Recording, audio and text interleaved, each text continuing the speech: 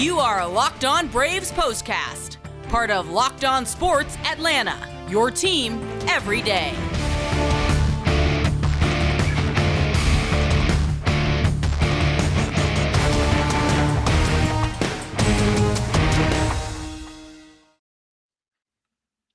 Boy, a rough night for the Atlanta Braves. No two ways about it as they began their 7-game road trip out west with a very underwhelming defeat. A disappointing night, a discouraging night out in San Diego as the Padres picked up a 12-1 victory. Welcome into the Braves postcast. I'm Grant McAuley. He's Jake Mastroianni of Locked On Braves, the podcast. And as you know, this is a Locked On Braves postcast, part of Locked On Sports Atlanta. So before we get started, I always like to remind you, make sure you subscribe to the channel and hit that notifications button so that you'll get the alerts every time we drop an episode. Jake, I don't know that people are going to enjoy the notification that we're doing an episode about this 12-1 loss for the Braves. This was just a tough night of baseball, tough to watch. The Braves, they weren't clicking in any phase of the game.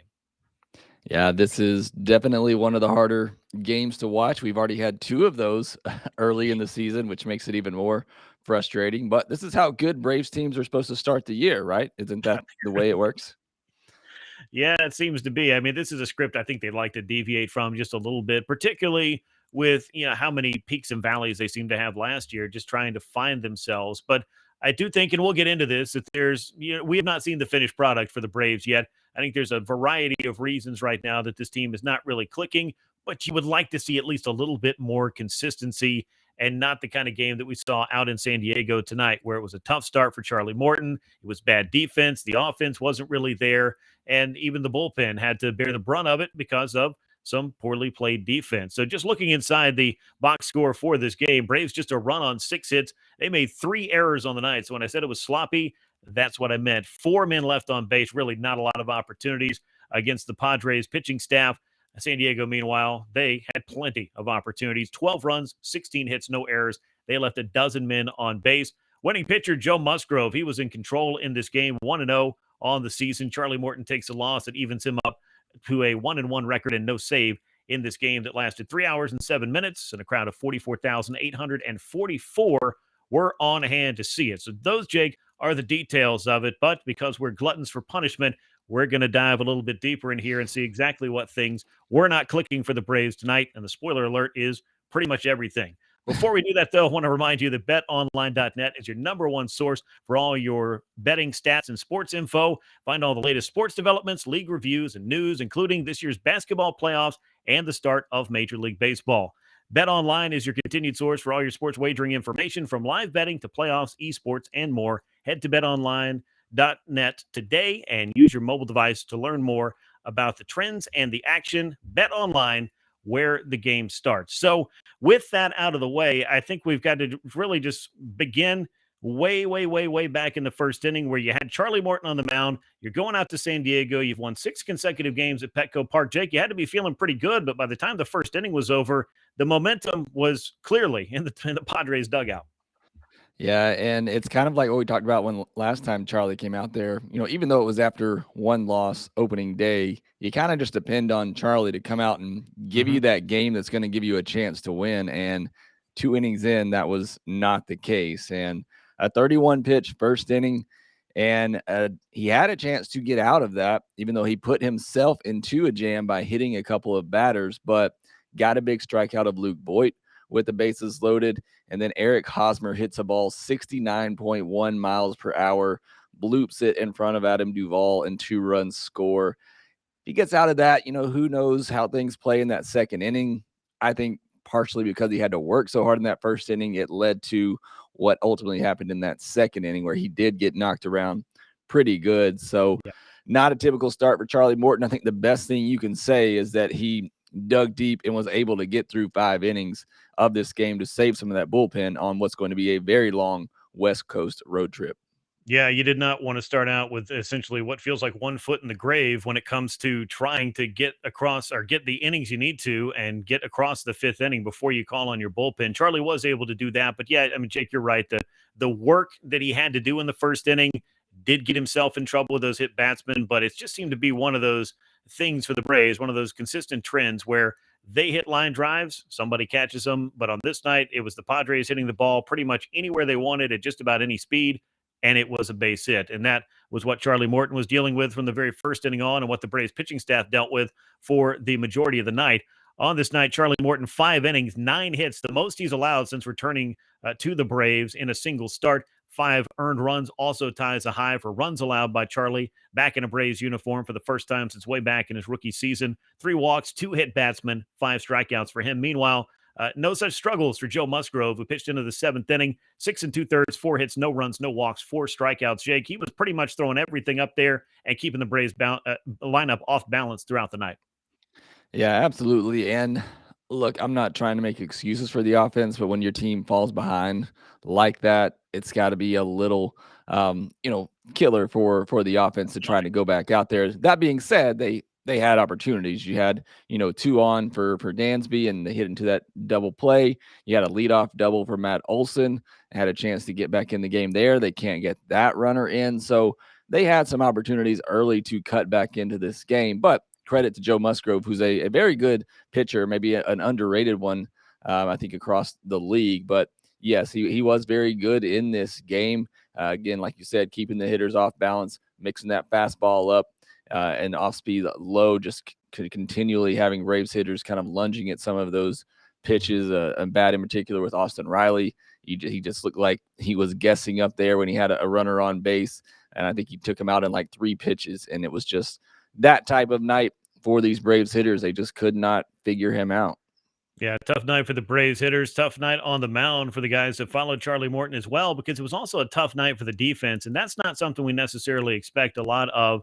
Looking in this game, to give the Padres their credit, because they were the guys putting the balls in play, and Manny Machado was doing it better than anybody. He almost out hit the Braves by himself. 5 for 6 on the night, the home run, 2 RBI, 4 runs scored for him. Eric Hosmer, who you mentioned, had a big hit in the first inning, first of his 4 hits on the night, and 16 hits for the Padres, and 7 different Padres drove in a run. So they really spread the offense around up and down the lineup. On the Braves lineup side, Matt Olson, couple of hits, including a double in his 4 trips to the plate. Ozzie Albies hit the home run to start the 9th inning, which broke up the shutout, but that was a little more than, I think, a moral victory at that point, Jake. And if you're concentrating on the things that had you a little bit discouraged and concerned perhaps in this game, Eddie Rosario, I tweeted this out earlier, and I would say there was a lot of agreement to this. The start to this season, of the first week or so, is pretty much the polar opposite of the Eddie Rosario we saw win the National League Championship Series MVP. If it can go wrong for him, it has. He's 1 for 23, made an error drop in a fly ball that opened the door for a Machado home run. Just a forgettable night of baseball for Eddie Rosario, and what's been a tough start to the season for him. Yeah, we need Super Rosario back wherever he is. Let's get him back. It's been a rough start for him, but he's not alone. Dansby Swanson, really everybody in the bottom of the order. And this has kind of been my biggest key early in this season, and we've touched on it a little bit, is that nobody outside of 2, 3, 4 hitters. Ozzie's been a little bit better as of late, but nobody outside of the middle of the order is really contributing much of anything. And Right. Matt Olson's had 4 at bats with a runner in scoring position this season. So the bottom of the order and the leadoff spot, they're just not setting up the middle of the order for RBI opportunities. And that's really hurting this offense. And I get it. That's the bottom of the order. They're not supposed to be great, but they need to be a little bit better than what they've been so far. And it's, early in the season. We always have to make that disclaimer. Yeah. And they're missing a pretty big piece in Ronald Acuna Jr., who Yeah. I think will help out a ton, obviously, at the top of the order and setting up the lineup, getting on base for those guys. But reading this tweet from David O'Brien, he said the Braves offense has scored 3 or fewer runs in 6 of 8 games, and their opponents have scored 6 or more runs in 5 of 8 games. So just completely off kilter to start this season, which is incredibly frustrating for sure, especially in those series against the Reds and the Nats, where you should win those series. I mean, those are teams that you should need to beat. So hopefully it's just a bad stretch. Hopefully they're going to snap out of it, but it is really rough watching this offense right now, because there's not enough consistency throughout the order. No, not at all. And as you mentioned, Ronald Acuna Jr. is a very big missing piece. I mean, I think that's the elephant in the room. If you want to put another disclaimer on this thing, besides it's early, which it is, not having Ronald Acuna Jr. changes the complexity of the Braves lineup in ways that I think are both measurable and immeasurable because he is just that good. And that's going to set a different tone for this lineup once he does get back. But if you've got the other team on a nightly basis scoring consistently, scoring consistently 5, 6 runs, and the Braves are hardly able to muster 2 or 3 runs per night, even Scott Steiner can tell you that that's not good math. And they've got to figure out a way to get more consistency. And it can't just be predicated on when Ronald Acuna Jr. walks through that door, because, Jake, as we know, games in April, they count just as much as the ones in September. So you don't want to dig too big of a hole here in the early part of the season. So we'll see if the Braves are able to bounce back, start getting some consistency and some momentum inside the lineup so they're able to score some runs, take some pressure maybe off the starting rotation, which has to feel a little bit behind the 8 ball in terms of preparation with a shortened spring training. It's an amalgamation of things that I think are kind of leading the Braves to where they are, but we can sit here and talk about the reasons why they're not playing well. It's up to them to figure out a way to change their fortunes, and it needs to start on Friday night at Petco Park.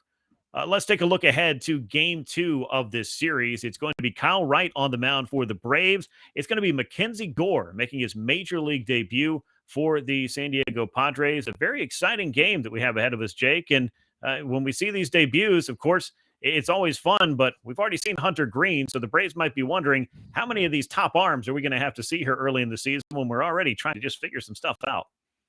Yeah, that's exactly what I was going to say. The Braves have already had to deal with Hunter Green in his debut, and look, again, I'm not trying to make excuses for this offense, but it's so hard. Somebody you haven't seen before, and they're really good, and they've been really good for a while. Mackenzie Gore was considered, the top pitching prospect in all of baseball not too long ago. So it's going to be a rough go, especially early on.